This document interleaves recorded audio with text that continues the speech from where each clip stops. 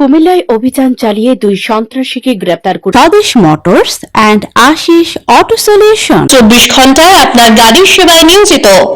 বিশ্বস্ততার 20 বছরে আমরাই কম খরচে উন্নত মানের সেবা দিচ্ছি। বিস্তারিত জানতে স্ক্রিনে দেওয়া ঠিকানায় যোগাযোগ করুন। রয়েছে সেনাবাহিনীর 23 বিট। সোমবার রাতভর অভিযানে একাধিক মামলার আসামি ও অবৈধ অস্ত্রধারী ব্যক্তির অবস্থান সম্পর্কে জানতে পেয়ে গোপন সংবাদের ভিত্তিতে সেনাবাহিনীর নেতৃত্বে যৌথ বাহিনী নগরের অশোকতলা ও রানীর বাজার এলাকায় অভিযান চালায়।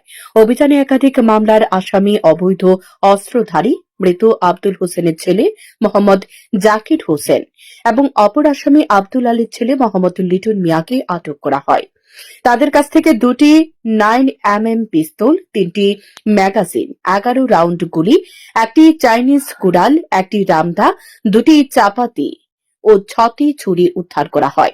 মঙ্গলবার সকাল 10টায় কুমিল্লা বিআরটিসি বাস কাউন্টার অস্থায়ী সেনা ক্যাম্পে সংবাদ সম্মেলনের মাধ্যমে বলা হয়, গ্রেপ্তারকৃত আসামি ও উদ্ধারকৃত অস্ত্রসহ তাদেরকে কোতোয়ালি থানায় হস্তান্তর করা হবে।